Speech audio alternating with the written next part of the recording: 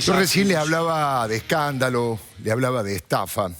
Cuando no, la doctora Elisa Carrió ha sido muy contundente, ha tenido coraje, no ha tenido pelos en la lengua para decir que le produce asco moral la impunidad en la Argentina. Ha dicho, además, como recién le planteaba, que vaya a llevar adelante las acusaciones correspondientes por asociación ilícita. Involucra a la empresa y al empresario Cristóbal López, a su socio Fabián de Sousa, pero también al ex titular de la AFIP, actual jefe de la Auditoría General de la Nación, Ricardo Echegaray, y la expresidenta de la Nación, Cristina Fernández de Kirchner. La doctora Carrió ha ido a fondo en este tema porque ha dicho esta mañana en el programa de radio de Jorge Lanata que la mitad de los bienes de Cristóbal López pertenecen a Cristina Fernández de Kirchner. Hay mucho que investigar porque realmente el escándalo que se ha destapado indigna a la gran mayoría de la población. Estamos hablando de 8.000 millones de pesos, no de un vuelto, 8.000 millones de pesos, que además ni siquiera le pertenecían al empresario. Es simplemente dinero que el contribuyente paga cada vez que carga un litro de nafta, del cual se apropiaron de ese dinero en lugar de hacer como corresponde, convertirse en agentes de retención y dárselo inmediatamente al Estado.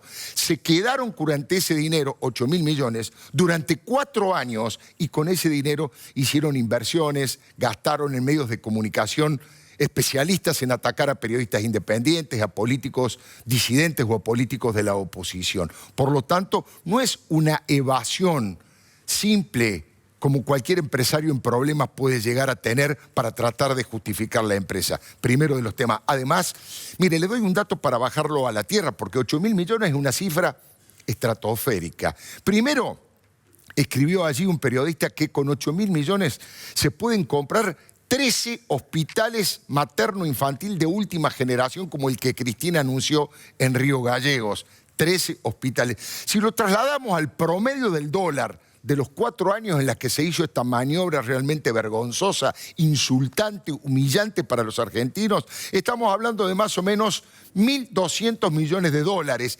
Fíjese lo que es esta cifra.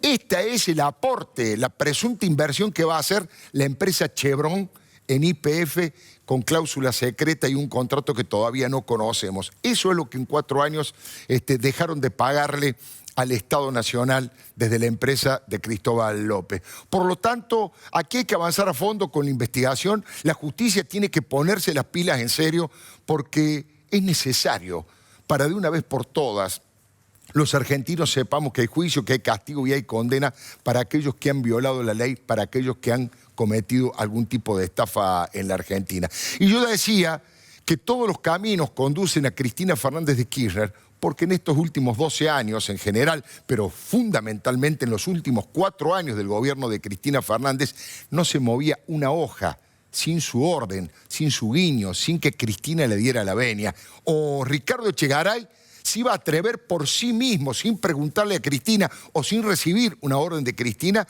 de hacer semejante operativo, semejante arquitectura de la impunidad.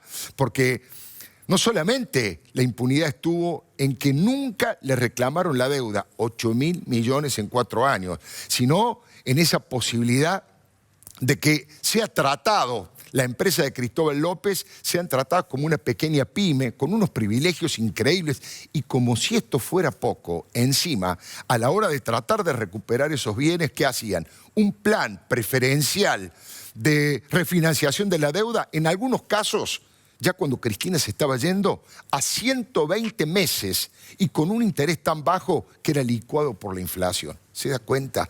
Prácticamente no han dejado cosa, no han dejado transfugiada por hacer. Fíjense que acusan a este gobierno de ser de derecha. Yo digo, ¿habrá hecho el gobierno anterior algo por derecha?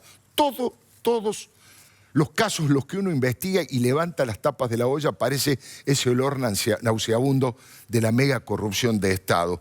Por eso le estaba diciendo que unos dicen que el zar del juego es testaferro de Cristina Fernández de Kirchner. Él ha dicho permanentemente que de ninguna manera, algunos lo señalan a Fabián de Sousa como que cumple ese rol en ese lugar, pero sin lugar a dudas han sido amigos, han sido socios, han sido inquilinos. Fíjese que la principal empresa del grupo finalmente es presidida por Romina Mercado, que es la sobrina de Cristina, que es la hija de Alicia Kirchner. Fíjese que también participa de esa estructura con un empleado jerárquico como el Bochi Sanfelice, que es ¿quién? El socio de la inmobiliaria de Máximo Kirchner.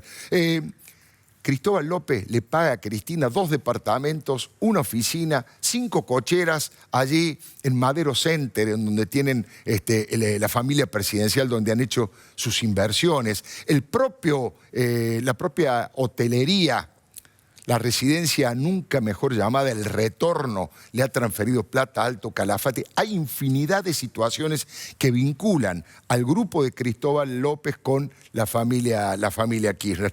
Hay que decir que ahora dicen que Macri gobierna para los ricos, y yo pensaba, Cristina gobernó en muchos aspectos para 3 familias acaudaladas y millonarias, para la propia familia Kirchner, para la familia de Lázaro Báez y para la familia de Cristóbal López y la gente que lo acompaña.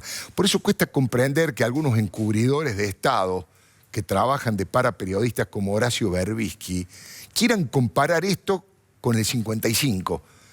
Quieren convencernos de que Cristina es una suerte de Evita que es perseguida por una revolución libertadora encabezada por Mauricio Macri. Parece que nos toman por tontos de tratar de convencernos de una situación de estas características. Tengo la impresión que se cebaron, se pasaron de rosca. 8.000 millones en 4 años es demasiado. Por eso ahora realmente de verdad van a tener que rendir ante la justicia. Es por lo menos lo que ha prometido el gobierno, es por lo menos lo que la justicia debe hacer. ¿Sabe por qué?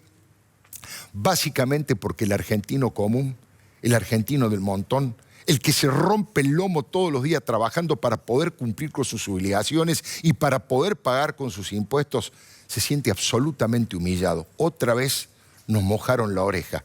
Otra vez nos faltaron el respeto, porque ese asco moral del que habla la doctora Elisa Carrió lo sentimos la inmensa mayoría de los argentinos.